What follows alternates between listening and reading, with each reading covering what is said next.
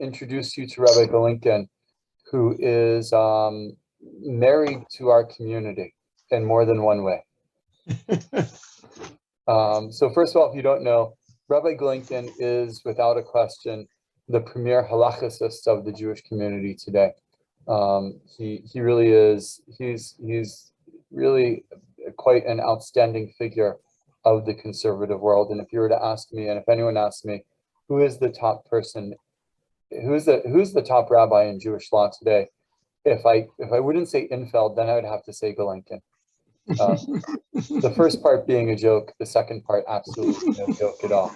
And I paid him to say that. Yeah, the joke part, or the not only that, but Rabbi Glonkin has been an incredible friend of Congregation Beth Israel and of the Vancouver Jewish community, and Rabbi Glonkin has been an incredible supporter of ours in many ways. And Rabbi Glonkin is the person to whom I often ask every question of halacha outside of Sidor halacha, to whom we go to Rabbi Cohen. But he is also the president of the Schechter Institutes, which is the seat of conservative intellectual and academic life and of much Jewish life in Israel and beyond. And when I say beyond, the synagogues that they service and that they help truly go around the world, and much in Europe as well. And so many of the conservative rabbis in Europe have been trained by Rabbi Glonkin. And not only that, but just this little side note, and then we'll get into Ukraine. Rabbi Glonkin's institute also has now helped create a program in which over 50,000 children are being trained in Judaism in secular schools every single day in Eretz Israel. So, but one of the seats of incredible work that they've done is in, he also happens, for those of you who know Jack Gamar, I forgot to mention, Jack, he is married to Jack Gamar's second cousin. First cousin. Sorry, Jack Gamar's first cousin. So if you are looking for a good gastroenterologist who is an excellent piano player and rock band member, speak to Rabbi Glonkin, who also has a musical ability as well, not surprisingly. And so one of the areas that they have been working in, that the Schechter Institutes have been working in significantly in the last number of years, is in Ukraine, thus making him really an expert in this area. And again, for those of you who are able to open your cameras, especially since we're a small group, we're 16 people, let's have that community feel by opening our cameras. Rabbi Glonkin. It's okay. You couldn't possibly look more tired than I am. So thank you for those warm words of welcome, Rabbi Infeld. I'll give you your check later for saying them. I only want to correct one thing, but before I get to the correction, I'll just say that I do have a warm relationship with Vancouver, and especially with your synagogue. And it's always a pleasure to meet with you. As a matter of fact, I just gave a class for Vancouver 2 nights ago, which is when we decided to do this. We run 4 major programs at Schechter. We run the Schechter Graduate School, which is an MA program for Israeli educators and communal workers. We have some 360 MA students and 1,850 graduates, and they are educators and communal workers all over the state of Israel. We run the Schechter Rabbinical Seminary, which, as Rabbi Infeld mentioned, we've ordained 106 rabbis. Most of them work in Israel, but 10 of them work in Europe, and indeed most of them have started the Masorti communities in their respective countries, England, France, Germany, and Ukraine, as we'll hear in a moment. So not only did they get the rabbinic education from Schechter, but they went out and actually founded synagogues and communities in various countries in Europe. The only correction I have is that we don't have 50,000 children in the Tawi School program. We have 65,000 children in the Tawi School program. The Tawi schools are Israeli public schools where we bring in a serious Jewish studies program. For example, in the Tawi schools, they learn Parshat Shavua, the weekly portion every week, which is not done in Israeli secular public schools. They learn the Jewish holidays in a systematic fashion. and they learn a lot of other basic Jewish texts, which unfortunately are not taught in the secular schools. But what I wanted to talk to you about tonight is, before I get to the emergency in Ukraine, I wanted to explain to you what we've been doing there for 30 years and why the past 2 weeks have been so difficult for me personally. We founded Midreshet, it used to be called Midreshet Yerushalayim, Ukraine. Now we usually call it Midreshet Shechter, Ukraine. We founded Midreshet Ukraine 30 years and 6 months ago in September 1991. And our motive was very clear. Those of you who are older remember that at that time the Iron Curtain fell, and there were huge numbers of Jews getting out of the former Soviet Union. There were 100,000 Jews making Aliyah every year. And we asked ourselves as an institution in Jerusalem, what could we do to help reconnect the Jews of the FSU to Judaism? As the older people know, for 70 years, the Jewish community there was simply cut off from the Jewish people. They had very little communication with the outside, and the Soviet government closed down almost all of the synagogues and all of the Jewish schools. And we decided to send 2 of our rabbinical school students on a pilot trip in August of '91, and they came back and they said, we have to found schools. There's nothing there. And we ended up with a network of schools, synagogues, and 2 Ramah summer camps. And now I'm going to pull up a map. I have to decide which map is clearer. You'll tell me. Can you see the map? Maybe I can make it larger. No, I guess I can't. There's no plus sign here. Can you all see the map on the screen? Yeah? Okay. For some reason, there's no plus sign. I don't see how I can make it larger, but so just to give you the background of the Jewish people in Ukraine, my grandfather, Rabbi Mordechai Yaakov Glonkin, was the chief rabbi of Zhytomyr, which is on this map, during World War I. You look at Kiev, which is in the middle of the country. That's the capital, a very big city today with a few million people. And if you drive west about an hour and a half, you arrive at Zhytomyr, where my grandfather was rabbi. And indeed, a large percentage of the Jews in the United States and Canada came from Ukraine, because Ukraine included the so-called Pale of Settlement. The Pale of Settlement is where the Russian kingdom, the Russian government, allowed Jews to live. They were not allowed to live in many areas. They were allowed to live in the Pale of Settlement.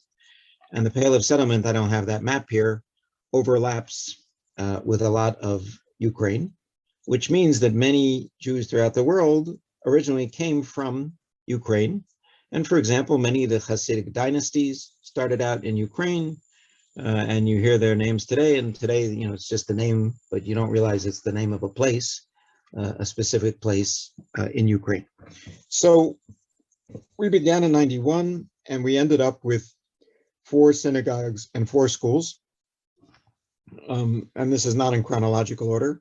In the capital, Kiev, we've been running a conservative synagogue center for the past it's exactly 10 years. Our shaliach there is Rabbi Reuven Stamov, who was ordained by Shechter. He grew up in our programs in Ukraine. He made Aliyah in 2007. We said to Reuven, we will give you a free rabbinic education if you promise to go back to Kiev and be our first shaliach, our first emissary to Ukraine. And that's exactly what he did. He was ordained in February of 2012. And on March 1st, he and his 2 daughters, now 3, moved to Kiev and set up our conservative synagogue there. And we started out with a small rented apartment. We kept moving to a larger apartment. And ironically, 2 years ago, at the beginning of the COVID epidemic, I raised the money to buy a synagogue building in downtown Kiev. The building was renovated beginning last summer. And believe it or not, we moved into the building 4 weeks ago. We moved into the building 2 weeks before the war started. And it's a beautiful building, and I hope and pray that we'll again be able to use it, but right now it's sitting empty. And the synagogue in Kiev included a Hebrew school, an after-school program, in Israel it's called a tzaharon, it doesn't have an English equivalent.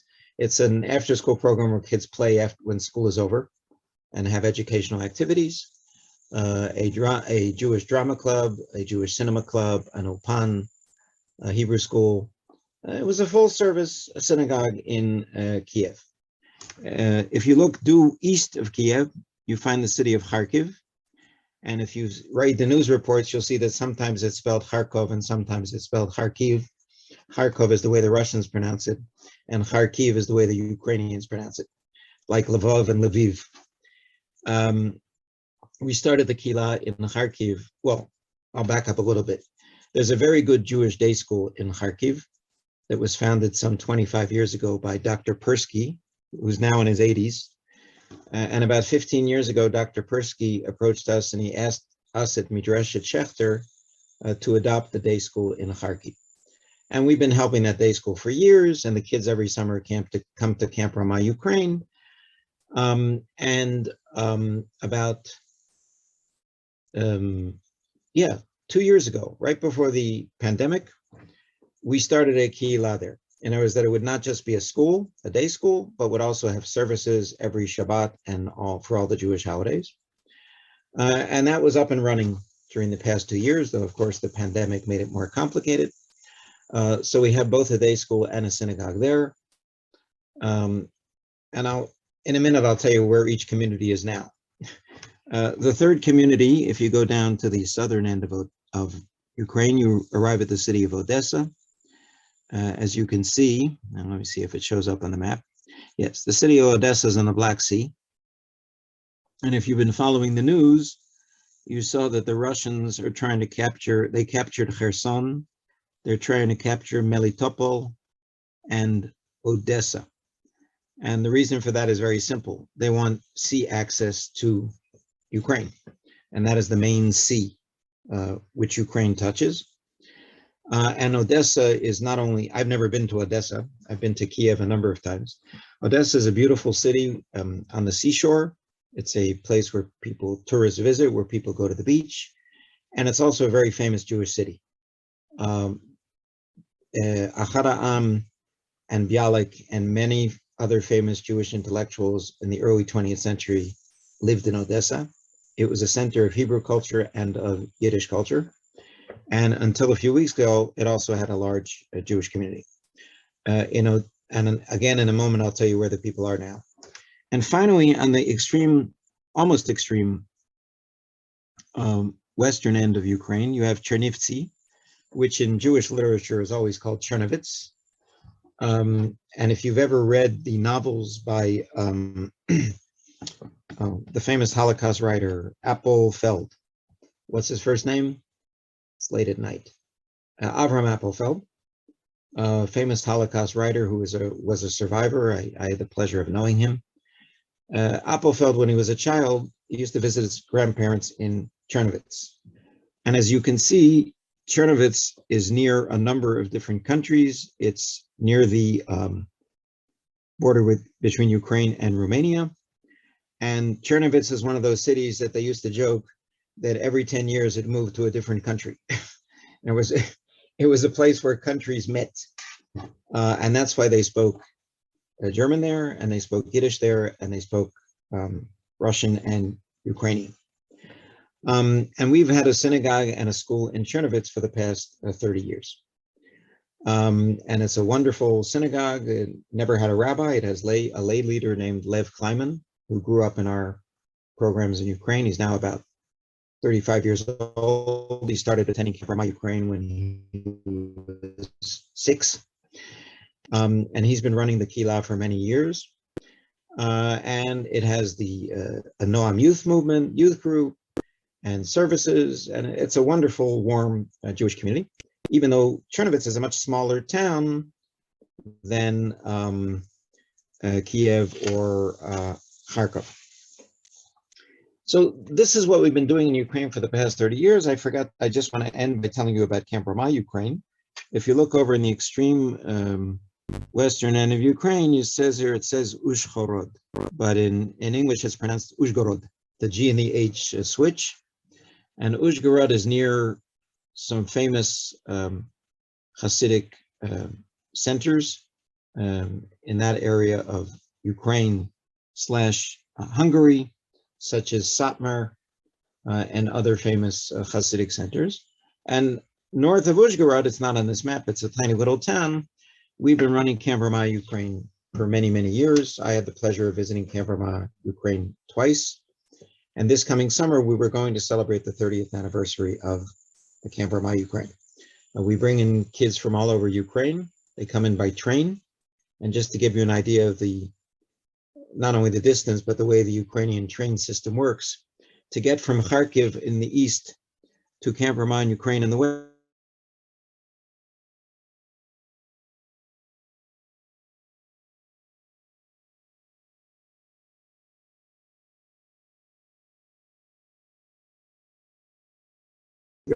and they attend Camp Ramah, Ukraine, where for a week and a half or 2 weeks, we give them Judaism 24/7, and it's an incredible camp. And in another time in the summer, every summer, we run the Ramah Family Camp, which is for parents and younger children. So now I'm going to take this off the map, off the screen, excuse me. So this is what we've been doing for 30 years. It's been a very gratifying experience. I love visiting. I visited Kiev twice, and I visited Camp Ramah, Ukraine twice. And it was always a very inspiring experience to see the rebirth of Jewish life in Ukraine. Needless to say, that has all been not destroyed, but certainly curtailed by the current war. And I'll tell you where our people are now. The people in Kharkov, the teachers and the elderly principal are staying in the basement of the school. There are no bomb shelters for the most part in Ukraine. Many of the kids have scattered. Their parents took them to various villages outside the city. The Russians are bombarding Kharkov, which is the second largest city in Ukraine. They don't normally bombard small towns. So many of them have fled to small towns, around the Kharkov area. And some of them have managed to escape either to Chernovitz in the southwestern corner, or have actually managed to leave the country. And one of our heroes in this juncture is Yuri Radchenko, who runs our Kehillah. He runs our synagogue in Kharkov. He stayed there for the first 2 weeks until he felt that most of the children were in a safe place. And then he started making his way, and you saw the distances involved, making his way from Kharkov to Chernovitz, which is, if you look at my hand, you have to go catty-cornered across the entire country. He got stuck in Dnieper, which is a short version of Dnipropetrovsk, which is a city in the middle of the country. He was not able to continue because he could not find transportation. I assume that eventually Yuri will get to Chernovitz. But while he was in Kharkov, he was really helping bring food and taking care of our people there. In Odessa, the head of our community there, his name is Zev Vaxman. The synagogue in Odessa was founded about 6 years ago, and Zev has been the leader of the community ever since. His wife and daughter left the country. There was a law in Ukraine, I don't know if it was just instituted or it already existed before. Men who are between the ages of 18 and 60 are not allowed to leave because they can be drafted. So Zev is not able to leave the country now. He sent out his wife and his daughter and other members of the community. I should probably pull up the map again because there's one country I didn't mention.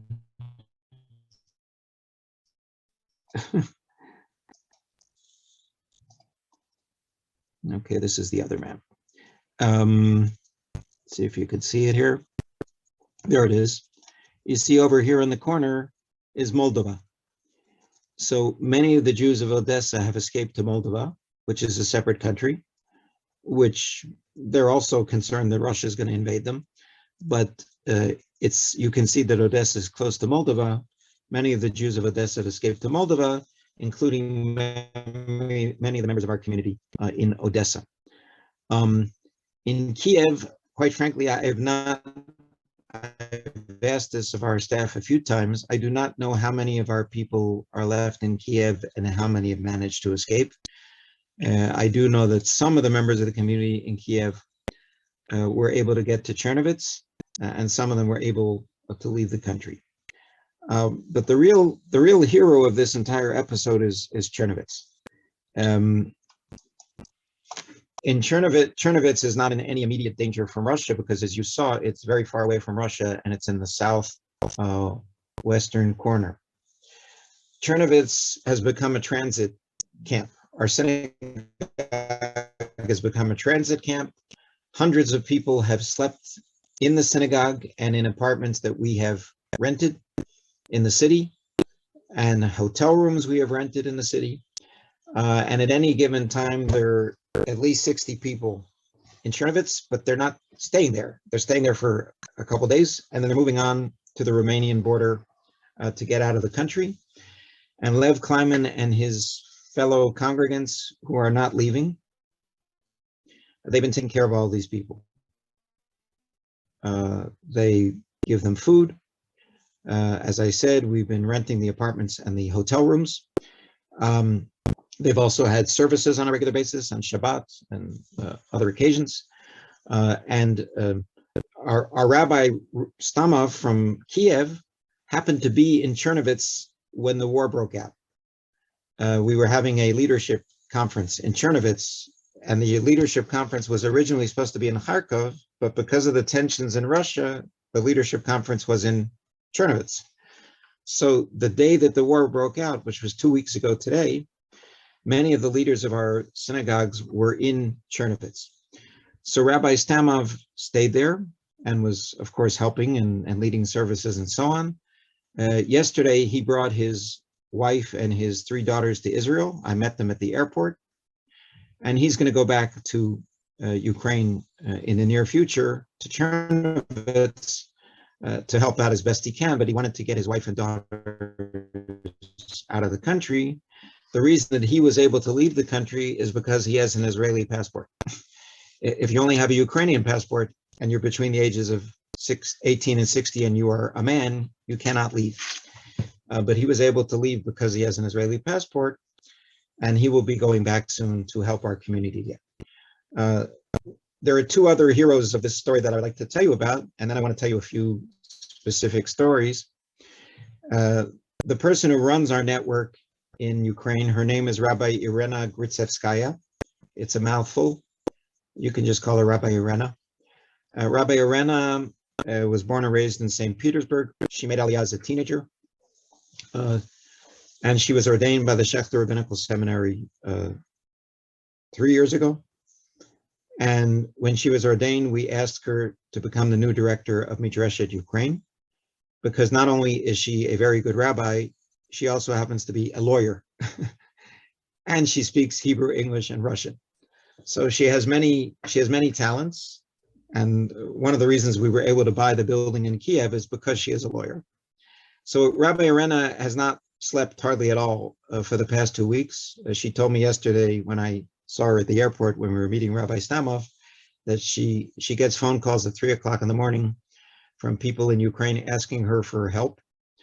And her colleague is Tehila Rubin, who's the assistant director of Masorti Olami, which is our partner organization in Ukraine. Masorti Olami, its job is to help conservative synagogues all over the world outside of Israel and North America. And Tila Rubin has also not slept for the past 2 weeks. And Irena and Tila are in contact all day long and in the night. And every night they send me a report.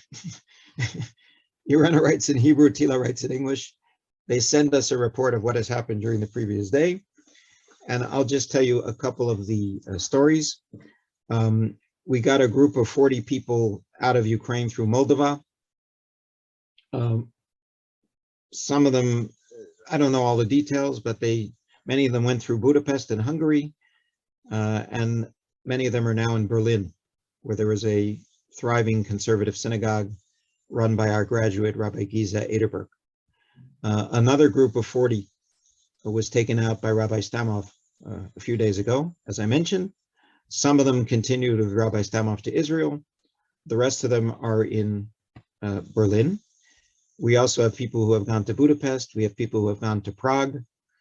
We do not have any people who have gone to Poland, because if you saw the map there, Poland is in the northwest end of Ukraine, and we don't have any communities there. So that's not where our people.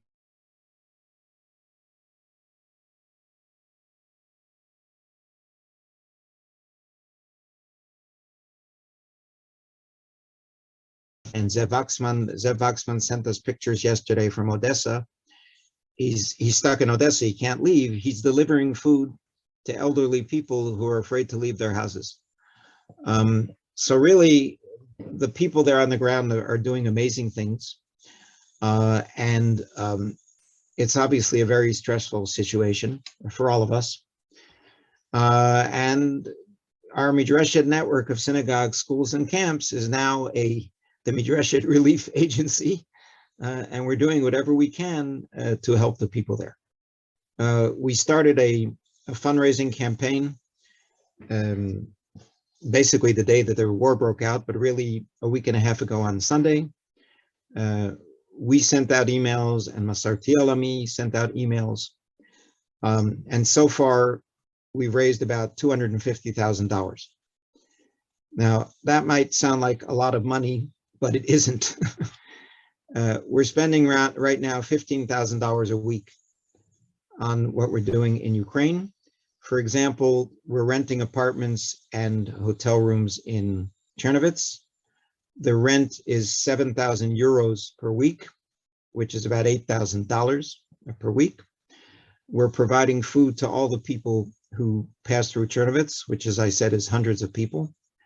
We're providing money to the people in Ukraine. So how can you give people money if the banking system is not really working and if the cash machines don't have any cash? One of our people discovered a way to transfer money to people's credit cards directly. So I didn't know you could do this. This week, we gave 100 people $100 each through their credit cards. So our people are coming up with very creative solutions for these issues. And that's basically a brief history of Midrashet Ukraine in the past 30 years and of Midrashet Ukraine in the past 2 weeks. I think I've spoken enough. If any of you have any questions or comments, please feel free.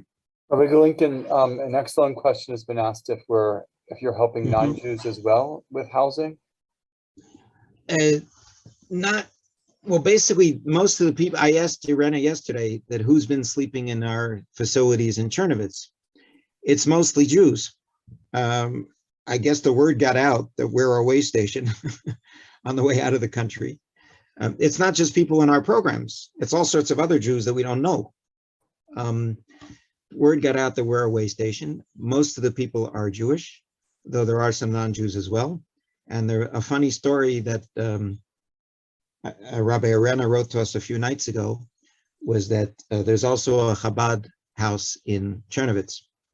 And the Chabad house was filled.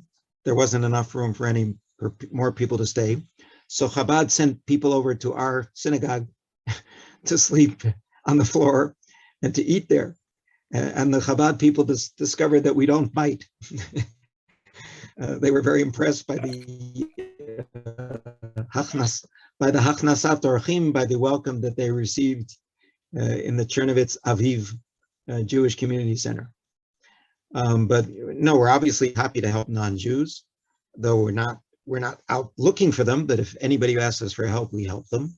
And you have to realize one of the complicated things about Jewish life in Ukraine is that many of the people in our programs in the past 30 years are not halachically Jewish.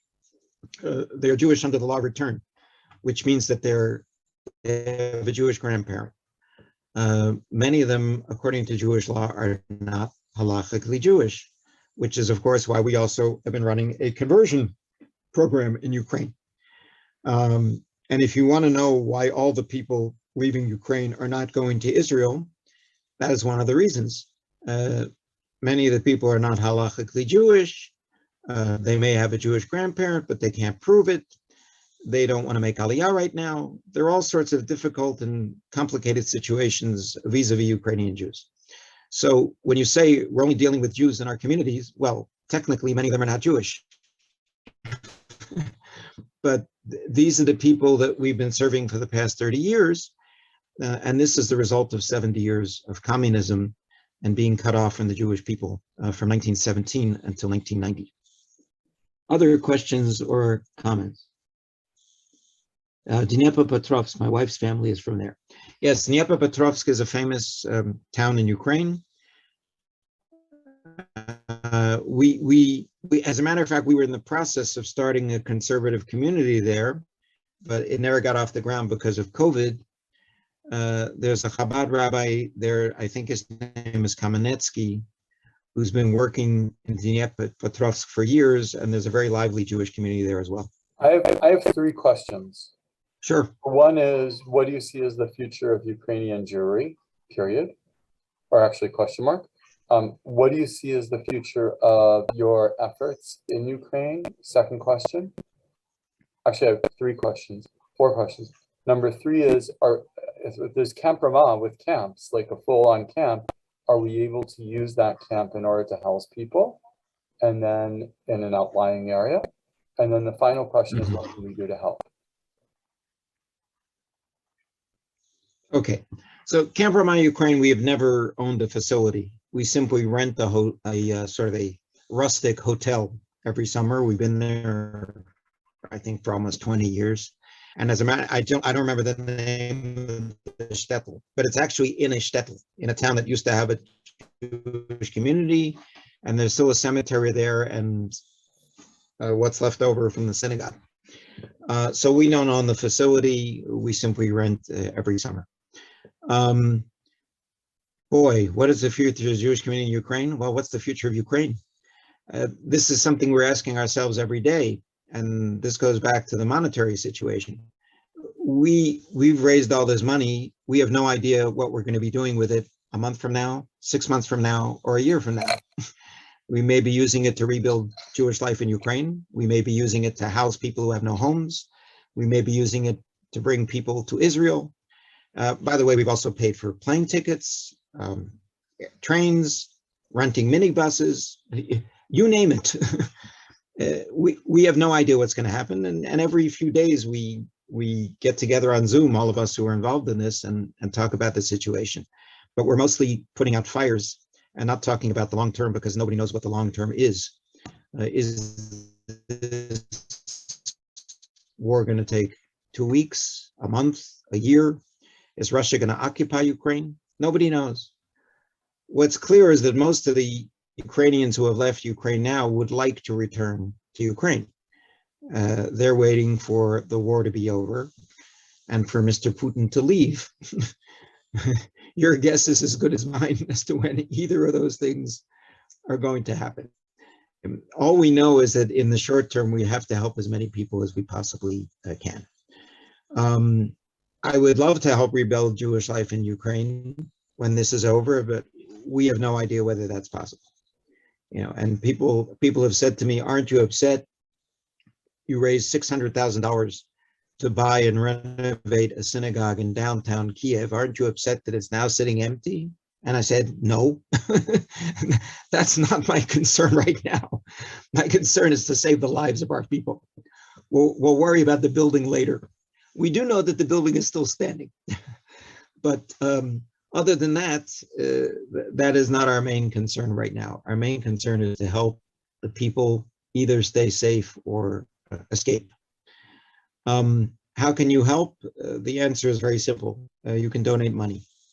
If you go to the Schechter Institute website, I was going to put the thing in chat, but of course I forgot. It's 10 o'clock at night.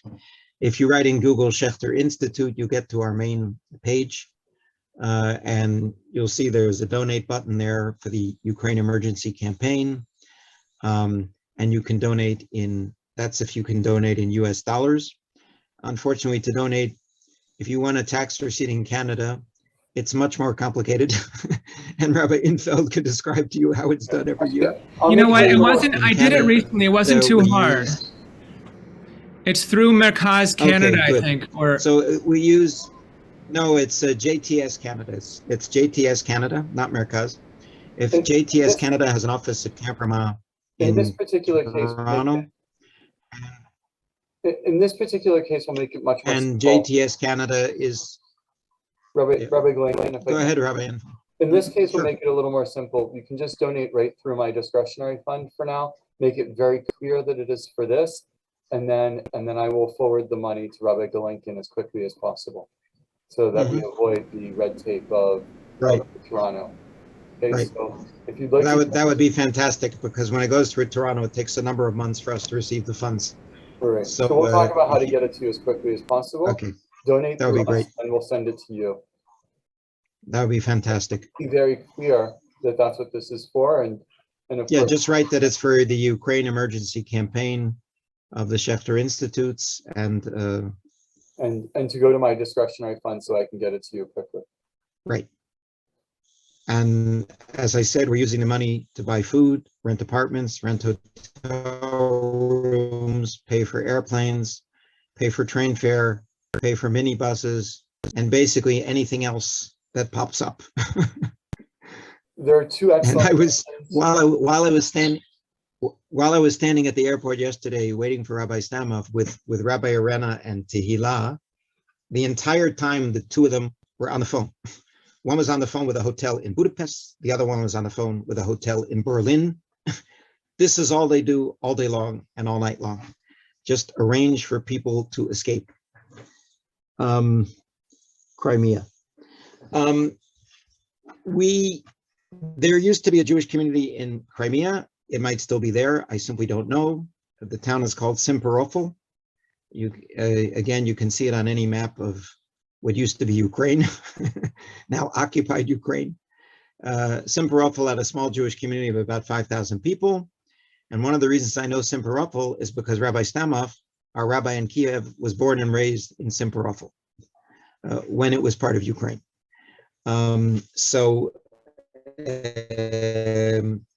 That's what I know about Jewish life in Crimea. And in the past, I can tell you a lot about Jewish life in Crimea, but it's not so relevant for today. But in the 19th century, there was a very large and active Jewish community in Crimea, including many Sephardic Jews as well, not just Ashkenazic Jews. And there was also a Karaite community in Crimea. You work with the JDC. The JDC, when we started working 30 years ago, the JDC used to give money for educational programs in the former Soviet Union. And for example, the teachers' seminar we ran every summer for all of our teachers from all over Ukraine, we gather them together once a year in the summer. And the JDC every summer would give us $25,000 to run the teacher seminar. At some point, the JDC stopped supporting educational programs, so they stopped giving us money. A recent article in the Jerusalem Post said that the JDC now primarily, and I'm not talking about in the current crisis, I'm sure they're doing all sorts of things in the current crisis, but until 2 weeks ago, the JDC was primarily supporting Holocaust survivors in Ukraine. In other words, they were primarily working with elderly people, homebound people, providing them with all the things that elderly people need. What exactly the JDC is doing now during this crisis, I do not know, but all of the Jewish organizations are involved, the JDC, the Jewish Agency, and many of the federations, and you name it, everybody is trying to help. So that's what I can say about our connection with the JDC. Other questions or comments? Eleanor, do you have a question? No. Any other questions or comments? We'll let, I would say we'll let Rabbi Glonkin get some sleep, but it's only 10:41 his time, and I think he'll be awake for another 3 hours probably. I think Rabbi Glonkin and I run on the same time length, time wave. Go to bed at 2, wake up at 7, you know. So, right. Well, I'll just tell you, I was on a fundraising trip to the United States before this war broke out. I arrived back in Israel on Wednesday evening, February 23rd, thinking that on Thursday, February 24th, I was going to relax. And I woke up, I turned on the radio at 6 o'clock in the morning, that war other than Shabbos, I haven't stopped running since then. So it's really been an extraordinarily stressful period of time. But compared to what the people of Ukraine are going through, our lives are very easy. So we have nothing to complain about. So I hope that you will support our work. As we said, you can, if you want to donate in Canadian dollars, you can do it through Rabbi Infeld. If for whatever reason you can donate in US dollars, just go to the Schechter Institute website. We'll appreciate whatever you can do. And if you're interested, we run a program before every Jewish holiday at Schechter called Zooming Into, with the name of the holiday. Zooming Into Purim is coming up this coming Sunday from 6 to 8 p.m. Israel time, which is, are you changing your clocks? Yeah, okay. So it's a 9-hour time difference. So from 9 to 11 a.m. your time, we're running the Zooming Into Purim program at Schechter. And I invited Rabbi Irena to give her a report about what's going on in Ukraine for the first 15 minutes, because everybody wants to know. And Rabbi Irena knows a lot more than I do. So she'll be opening up the Zooming Into Purim program Sunday. And then we'll continue with the 4 brief lectures about Purim, which of course we had planned a long time ago. So if you want to join that, just go to the Schechter Institute website. You'll see their events. You click on the Purim event and you'll see you can zoom in on Sunday, March 13th. So thank you very much, and stay safe, stay well. And I hope that soon I will see you in Israel.